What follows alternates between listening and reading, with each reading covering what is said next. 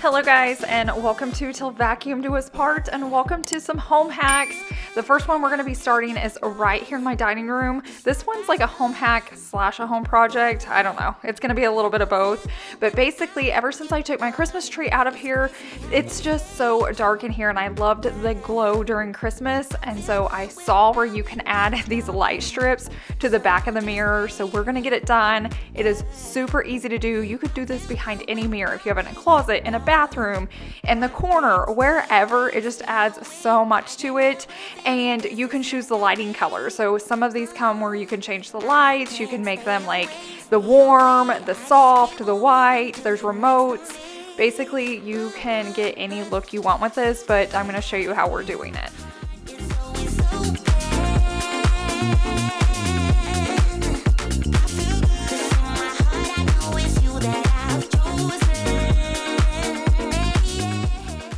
This is such an easy hack to do just because all you do is peel it off and stick it on.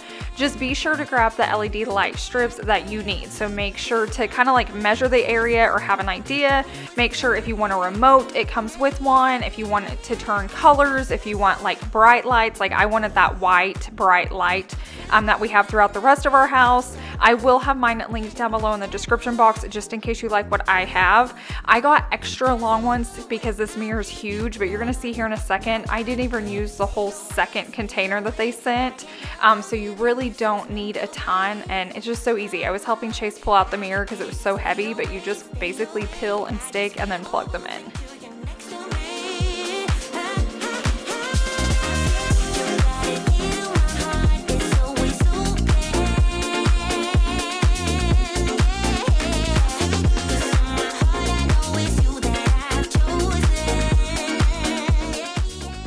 Now do keep in mind you need to have an outlet somewhere. You can even use a sleek socket if you're going to be using it a ways, and you can like tuck it into your baseboard. So I'll leave out one of those as well.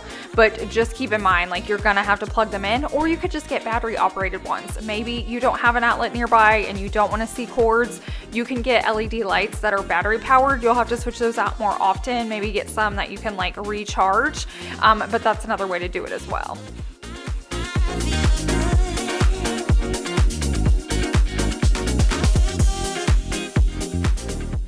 I actually got super lucky because there's an outlet right behind this mirror, so I was so thankful for that. What's nice about the lights I got, they're dimmable, so if I don't want them on all the way, I can just dim it back there. It can be a night light, it can be a nice glow. I will say, now that the Christmas tree's down, it just kind of fills that void, so it's not just a dark space.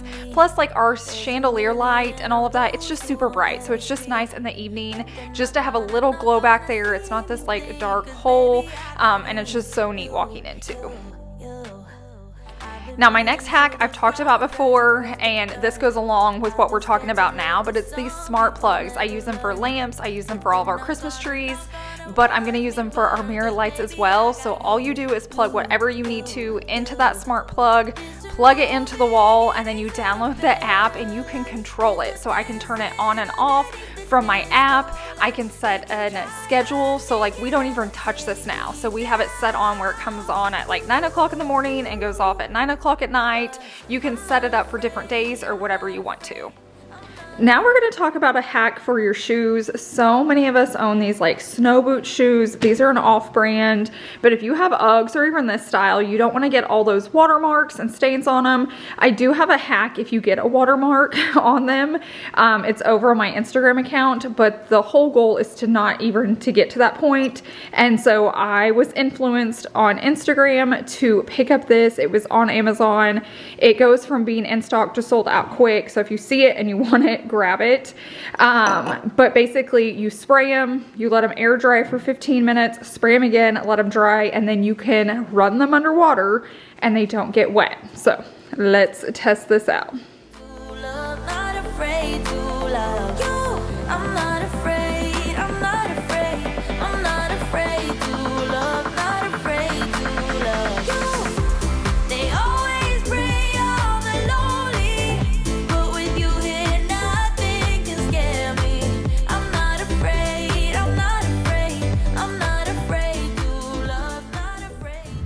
I just finished the first coat. It says to wait 10 minutes in between. So you clean them if you need to, shake it, spray it, wait 10 minutes out in the sun. You definitely need to be doing this outside. Spray it again, wait 10 minutes, and then we will be putting these underneath the faucet to see if it works. It has been 10 minutes. I went ahead and moved them out here in the sun. It is so warm today. It's been freezing here, so I thought it would help them dry even better. So we're gonna go ahead and do coat 2 now. I will tell them what I'm feeling forevermore. I don't care about the feelings not anymore. So let's show them that love is pure, no matter who it's for. I just brought the shoes inside. It's technically been about 15 minutes because I got distracted on the time, but we're gonna stick these underneath the faucet and see if it actually works. So I feel like we all have these boots, and if they get wet, you know immediately. Like, you get water stains on them quickly. So let's see. Look at that, it just runs off of it. Like, it should be getting dark brown. Okay, right there. So you can tell where I missed a spot, so you have to be super careful. See how that went dark? The spots I sprayed, it's just running off. I feel like you have to be very careful though how you spray it, that you don't miss a spot. But when you do it right, it just like beads up. Let me turn that off. It like beads off, and you can just like wipe it off. So it's whatever you think. If you do it, you're gonna have to be really, really careful, because I felt like I was very careful and I did every spot. But you might do like a 3rd coat maybe, but it is going to help you. Like, it's definitely not gonna make it worse, and it's gonna protect your nice shoes, especially if you spent a lot of money on them. Okay, I wanted to do one last update because it's been like under an hour now and they dried. So maybe it still helps. Like, even if you miss a spot, everything still dried fine. So do what you will with that. I don't even know what advice to give to you if you're like dealing with Uggs. I feel like it worked, and even if you miss a spot, it seemed like it still dried okay. So like I've mentioned over and over and over, just do your best to hit every spot that you can, but even if you miss one, it seems to be okay. I want to show you a hack that most people don't realize. So I do this if there's like too long of cord, like maybe it's on an entry table where you see the cord and you need it shorter. Maybe it's like a floor lamp and it's plugged in right next to the outlet, and you have all that cord and you don't know what to do with it. Now, if you have a clear, like, see this base part, if it's clear, you can't really do it because you'll see it. But most cords will just slide into here. I'm gonna have to put the camera down so you can see me. So like I said, if the cord's too long, or say I have like a floor lamp right here and I plug it in, then you have all that cord and you have nothing to do with it. Like, it's just there, and I do not like cords. You can push it into the base. Or with this one, it's been on our nightstands, and when it falls off, the on and off switch is behind the nightstand. Otherwise, I have to leave it up, and then there's a lot of cord. So let me show you the hack so you can fix both of those issues. So right here, you're gonna take it and just start pushing it in, and then it's just going into that base. So now when I set this on my nightstand, right over here, let me pick up my camera. This is the front, so you don't see the cord, but then you can just go behind it and turn it on and off. Or if this was on the ground and this wasn't here, you could keep pushing so there's not all that leftover cord when it's plugged in on the ground. So that's a little hack. If you didn't know it, they will go into the base the majority of the time. Not all lamps, but some lamps, and it's just always helpful. So if you have a weird space like that, you can be on the lookout for a lamp that allows you to push that cord in. If you're like me, you're not a fan of tassel rugs. This one's not too bad because it's shorter, but I used to never buy tassel rugs because I didn't know this hack. It just always would look so messy and frazzled. And like I said, this is a shorter one right here. Some are even longer, but just see how it always looks messy. If you have a rug like this, or if you want to get a rug like this, you don't have to be worried anymore, because I have a hack for you. So let me show you how to do it.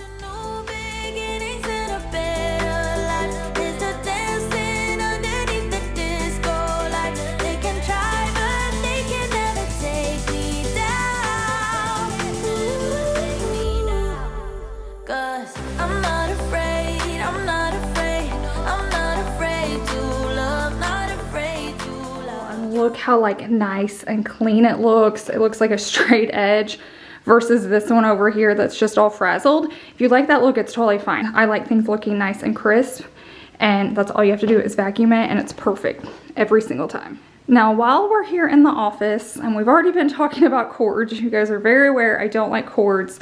People always want to know how I plug in my computer and you don't see the cords. Now, I had really good intentions in this house to put an outlet underneath my desk. It didn't happen. I dropped the ball. I remember thinking about it, but there was just so many other like things going on. I didn't want to worry about it. And so what I do, I'm going to show you, I'm going to pull this out. So my computer is actually plugged in underneath here. So where it actually plugs in is hidden up there. So that's not going to be under the rug. But then I dropped it down here and taped it to my desk. I don't love seeing this. And eventually I'm going to get like wood tape, but I haven't made it there yet. All the way down to the rug. I cut a small little area in the rug. It runs underneath the rug. You can see it comes out there and then plugs in. Now, sometimes your rug is close enough to your wall, you don't need a second rug. I throw this one over it just to hide it. It layers it, plus my boys love having this spot to lay on. So it's not a fire hazard because it's plugged in up there and right here. It's just the cord, but then it just hides it from the desk to the wall. So it's definitely not perfect. An outlet in the ground would be best, which I'd still have to cut the rug to plug it in since the rug would be over the outlet, but at least hides it. Like this looks like my boys lay here. I always do this all different directions. Now when I put the chair over here, it even hides the outlet. I kind of flip these back and forth. I need to put the chair back here because it even hides where it plugs in. Let's just do that real fast so I can show you guys.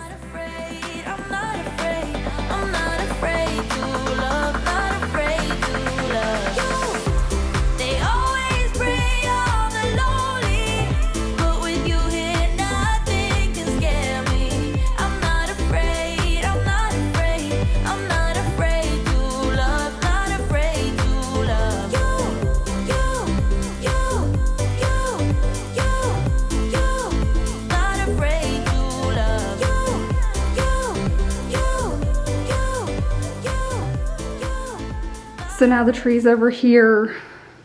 You kind of see the cords, but it's not as bad, especially since it's behind my desk.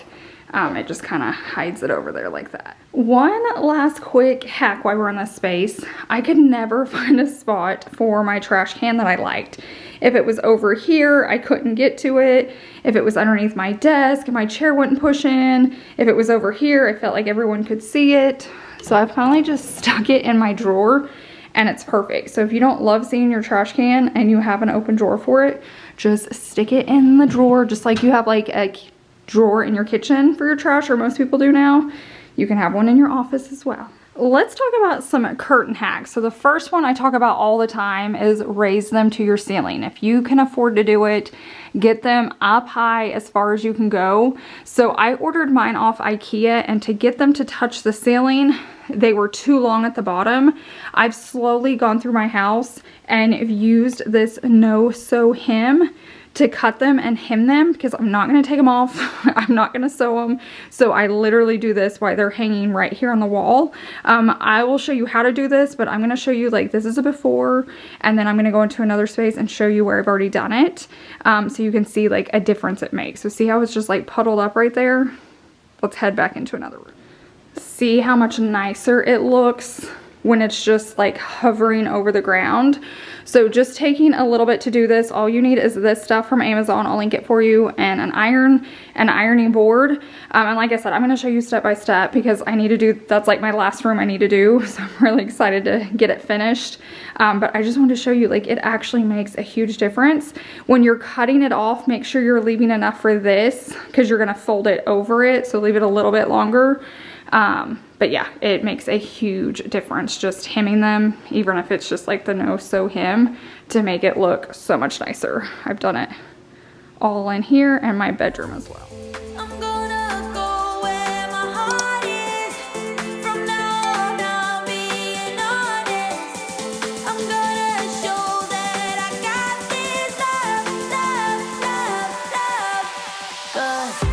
afraid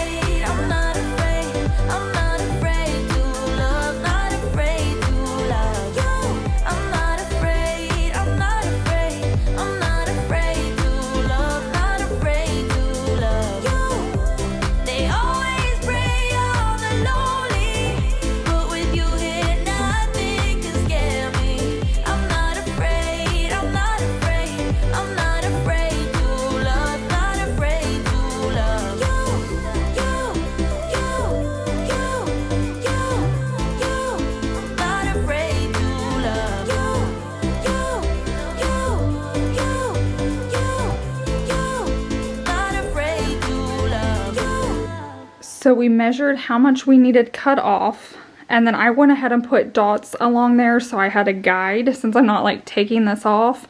It doesn't have to be perfect because I'm about to iron it up, so you can be more careful then, but I just cut that off.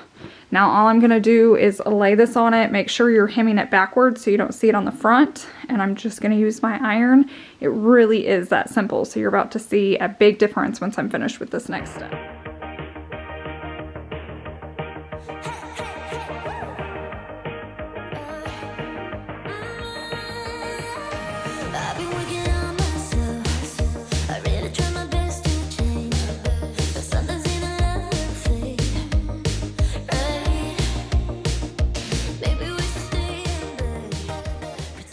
See how easy that is? It just melts to it. And so right here on the other side, it's a nice simple hem, and I'm just going to keep doing that all the way down.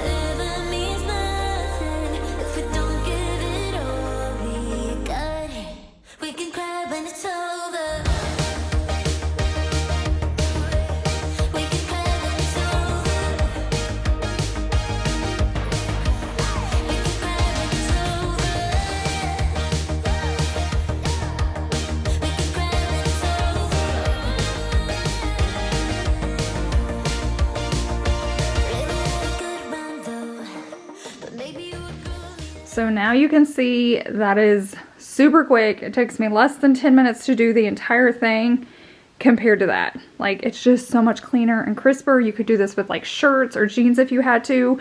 I will say I don't know how it holds up during like a wash cycle because I've only ever done curtains, so you just have to read into that. But if you're hemming curtains or anything that doesn't get washed, it's a game changer.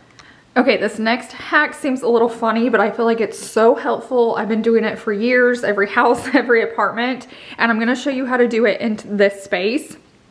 So basically, if you're wanting to get like a new sofa or new coffee table or new entryway table or just something like that, maybe new bar stools, chairs, I use what I have to make sure I'm gonna like how it fits in the house before I go and buy it. Furniture is not easy to return. You can, but you wanna try to avoid it. So basically, say I wanted to do 2 sofas here with my 2 chairs and maybe a round coffee table. I'm gonna use pieces I have in my house to create that look so I can make sure I like it before I go and buy it. So like in here, originally the only reason the bench went here is because I had found a lighter entryway table to put in here, and I had had a black.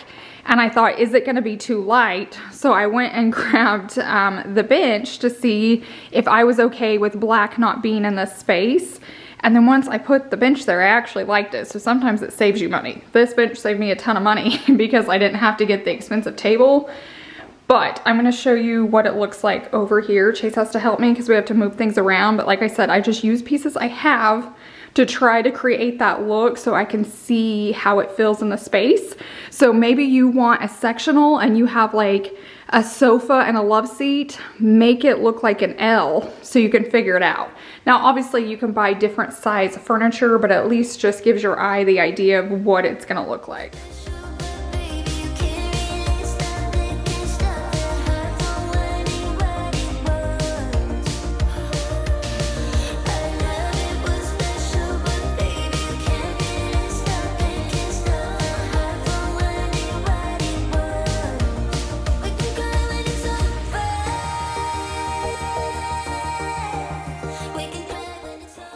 So if this doesn't work for you, or if you're like, Ashley, I'm not gonna spend the time doing this, you could always use like blue tape and tape it off, but there's something about putting furniture in that space because then you can see like kind of how tall it is and wide it is, and when it's flat, things just don't look the same. So it's a better option than not doing it at all. But if you'll just take a little bit of time when you're making furniture purchases, they aren't cheap no matter where you're buying it from.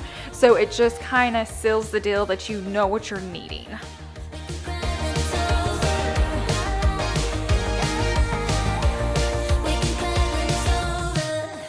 I also need someone to convince me not to go buy 2 sofas.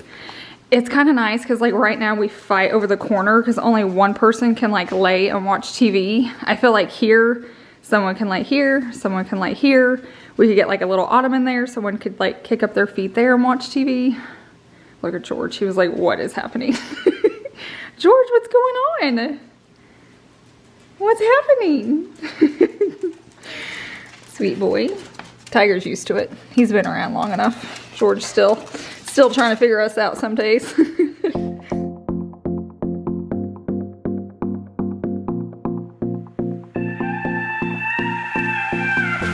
you miss me at all? Do you think about the things we used to do? No, you couldn't stand tall. So why didn't you call? So many years has gone by, but I think about you all the time. Looks like you're changing and all, but why didn't you call? Something in the air, always something in the air. Inexplicable, I can feel it in the air. Can you feel me? Okay, another tip. This is a good way to figure out what size furniture you need. So now that I have this split up, I could measure the sofa and figure out where I want it to start and end. So I have like a gauge of how long I need it to be, if I need it to be like narrow, if I'm gonna get new chairs and I want them to recline, I can measure them out, and it just gives you a feel for the space.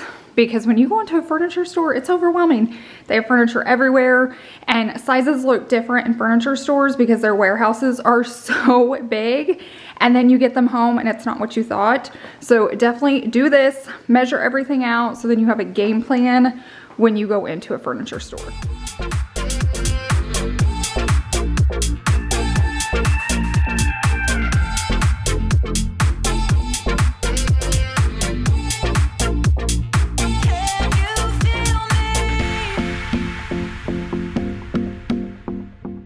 This was honestly just supposed to be a hack for you guys, and you guys have me like questioning, do I want the sectional? But every time I get rid of my sectional, I always miss it. So I'm trying to be like very calm and think about it.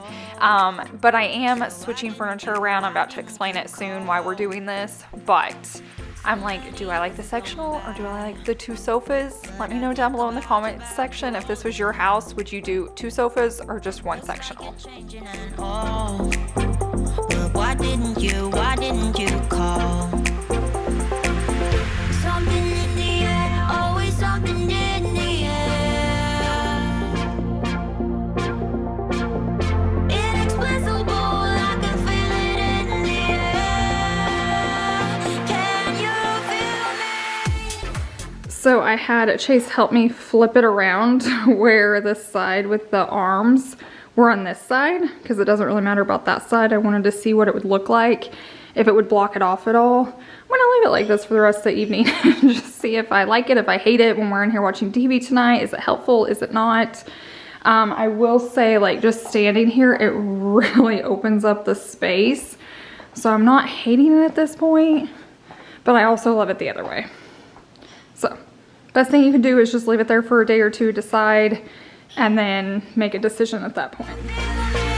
Thank you guys so much for hanging out with me today. You guys are the best. My next video is going to be a guest bedroom makeover, so make sure you're subscribed. I hope you guys have a wonderful week, and I will see you in the next one. Bye. You feel me?